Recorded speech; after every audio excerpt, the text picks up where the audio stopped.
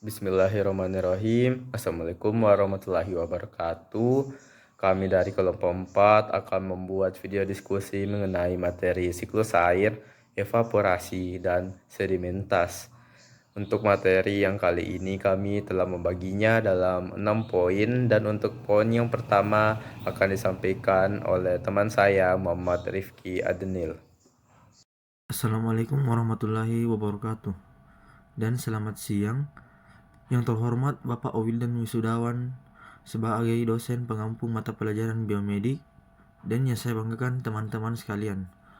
Pada kesempatan kali ini, saya akan mempresentasikan hasil kelompok kami, dan saya akan menjelaskan satu poin, yaitu siklus air. Siklus air, yang juga dikenal sebagai siklus hidrologi, menggambarkan pergerakan air yang terus-menerus di atas, di bawah, dan di atas permukaan bumi. Siklus air mencakup proses fisik seperti penguapan, kondensasi, presipitasi, infiltrasi, limpasan permukaan, dan aliran bawah permukaan variabelnya, termasuk presipitasi, evapotranspirasi, kelembapan tanah, penyimpanan air, danau, salju, gletser, dan es laut. Dapat diekstraksi, disimulasikan, dan diambil kembali menggunakan teknik penginderaan jarak jauh. Siklus air bumi melibatkan pertukaran energi dan pergerakan massa di hidrosfer, dan dengan demikian menopang keseimbangan dinamis siklus hidrologi global. Semua variabel siklus air di bumi saling berhubungan erat satu sama lain melalui proses energi dan sirkulasi air. Penginderaan jauh juga dapat digunakan untuk memantau danau, salju, gletser, dan es laut yang semuanya sensitif terhadap perubahan iklim. Big data dalam penginderaan jauh mencakup volume besar data yang dihasilkan dari berbagai sensor, dengan fokus pada analisis dan pemanfaatan data untuk pengambilan keputusan di berbagai bidang seperti lingkungan, hidrologi, dan pertanian. Water Econet merupakan sebuah pendekatan terpadu berbasis siklus air yang fokus pada pemanfaatan kembali, daur ulang, dan pemulihan air serta sumber daya yang terkait, seperti energi dan nutrien dari air limbah. Sistem ini menggabungkan teknologi canggih dan strategi yang ramah lingkungan untuk menciptakan siklus air yang lebih efisien dan berkelanjutan di lingkungan perkotaan. Secara rinci, Water Econet menyebutkan beberapa elemen penting seperti pengolahan dan daur ulang air, pengelolaan air hujan, pemulihan sumber daya, pengurangan polusi dan dampak lingkungan, penerapan di wilayah perkotaan.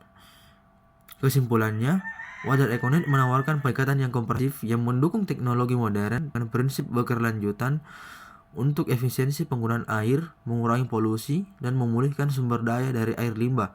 Sistem ini diharapkan dapat membantu kota-kota besar dalam menghadapi krisis air dan menjaga kelestarian lingkungan di masa depan.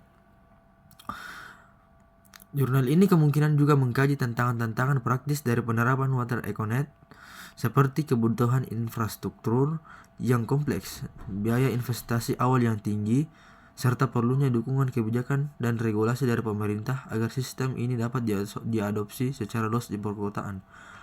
Sekian presentasi dari saya. Wassalamualaikum warahmatullahi wabarakatuh. Baik, untuk materi yang kedua akan disampaikan oleh teman saya Nabila Sakiyah. Assalamualaikum warahmatullahi wabarakatuh. Perkenalkan, nama saya Nabila Sakia dengan NIM K0112411199. Saya akan membacakan jurnal yang kedua dengan judul Menyoroti Modifikasi Siklus Air dan Ketahanan Sistem Bumi di Era Antroposen. Dalam artikel yang ditulis oleh Glasson dan rekan-rekannya, air tawar dianggap sebagai elemen kunci dalam mengatur iklim dan mendukung ekosistem serta kelangsungan hidup manusia. Namun, manusia telah memberikan dampak yang signifikan pada siklus air melalui aktivitas seperti penarikan air permukaan, pemompaan air tanah, dan perubahan tutupan lahan.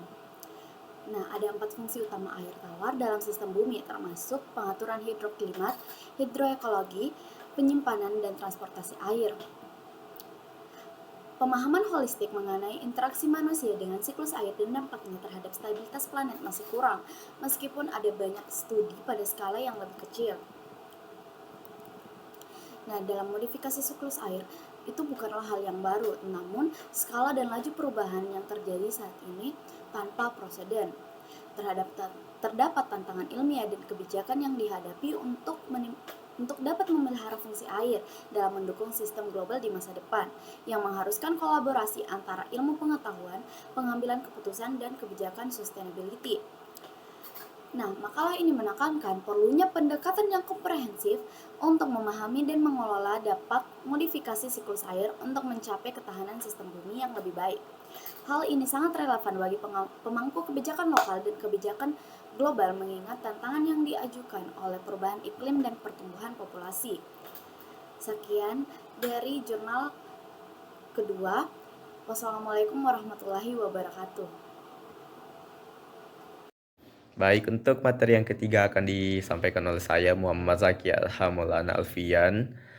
Nah, apa itu evaporasi? Evaporasi atau penguapan merupakan suatu proses perpindahan massa di mana suatu material dari wujud cair akan berubah menjadi wujud gas di bawah titik didihnya.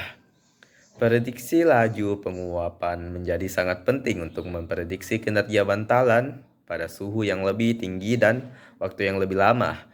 Penguapan pelumas merupakan salah satu mekanisme yang akan berdampak pada hal ini.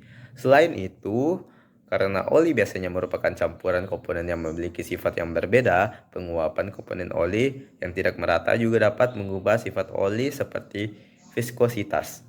Artikel ini membahas kehilangan zat volatil dari bantalan akibat penguapan dan difusi, dengan fokus pada pengaruh suhu dan mekanisme kehilangan seperti ekspansi thermal, difusi, dan efek tekanan uap.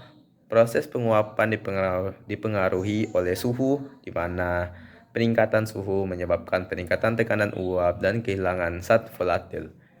Model matematis digunakan untuk menghitung laju penguapan dan difusi, serta parameter terkait seperti luas permukaan dan ketebalan perlindung.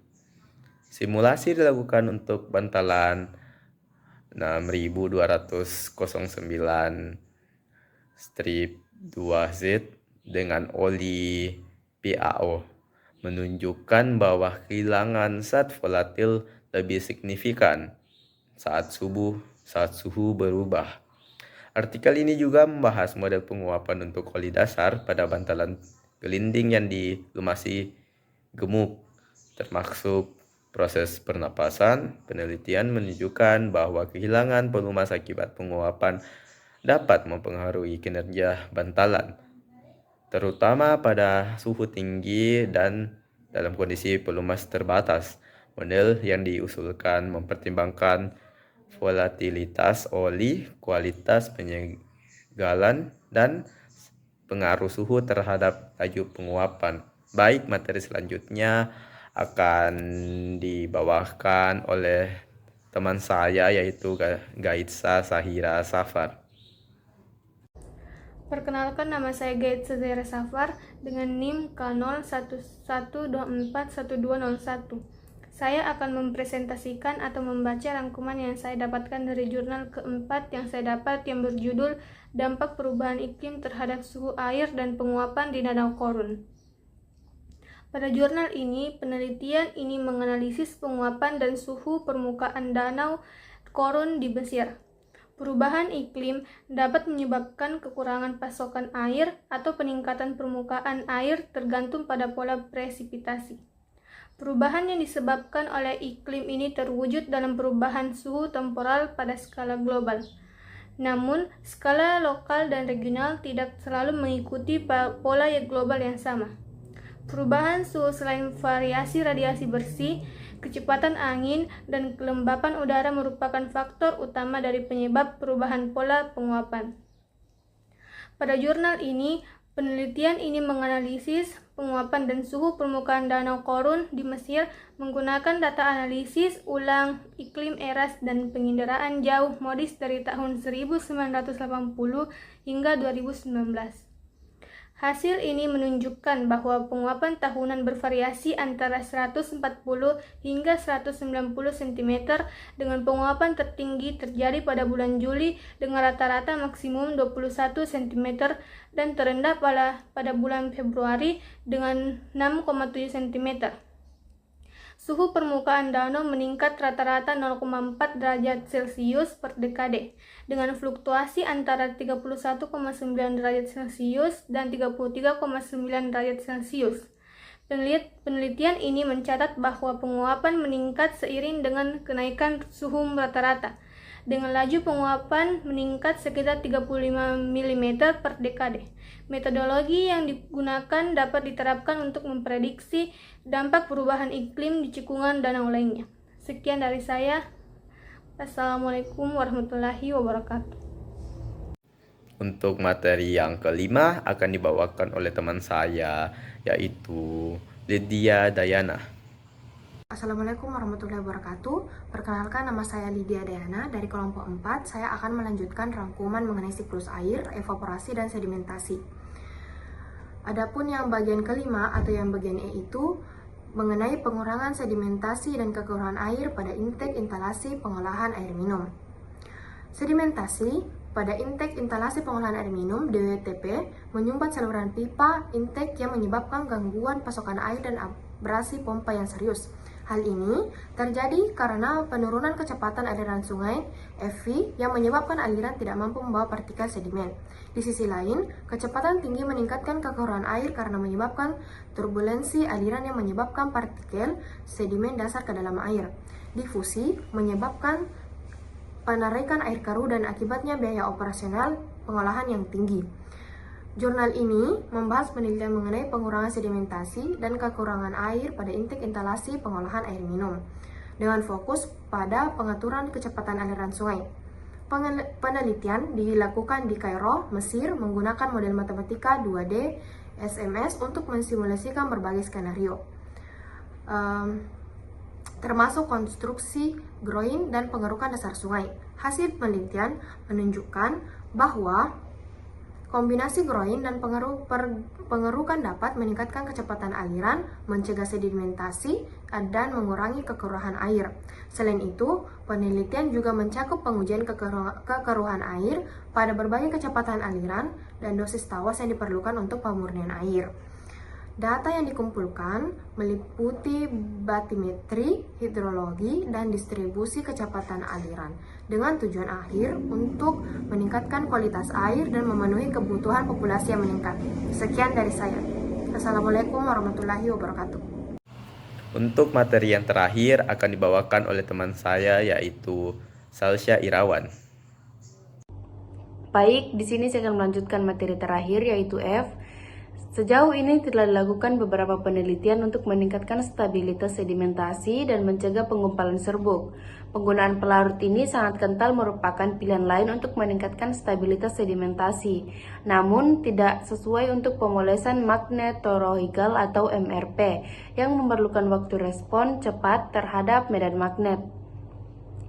Kemudian, modifikasi ini bertujuan untuk mencegah penggumpalan dan meningkatkan keterbatasan CIP dalam pelarut etanol. Hasil penelitian menunjukkan bahwa lapisan siloksana yang tipis dan seragam dapat meningkatkan stabilitas sedimentasi tanpa mengorbankan kinerja magnetik. Kemudian, menurut hukum Stokes, peningkatan stabilitas sedimentasi disebabkan oleh diameter efektif yang lebih kecil dari aglomerat TOES dan aptes daripada CIP murni. Dengan demikian, lapisan aptek atau TOES merupakan strategi yang efektif untuk meningkatkan stabilitas sedimentasi CIP dalam suspensi magnetoroidal sambil memperhatikan sifat magnetiknya yang sangat baik. Selain itu, korosi CIP dalam pelarut air memiliki efek serius pada stabilitas sedimentasi dan tenaga kerja magnetik dalam sistem MRP. Lapisan aptek atau TOES dapat menunda kecepatan korosi CIP dengan menghalangi permukaan CIP dan korosi. Sekian dari saya. Wassalamualaikum warahmatullahi wabarakatuh. Sekian presentasi dari kelompok kami, kurang dan lebihnya mohon dimaafkan. Wassalamualaikum warahmatullahi wabarakatuh.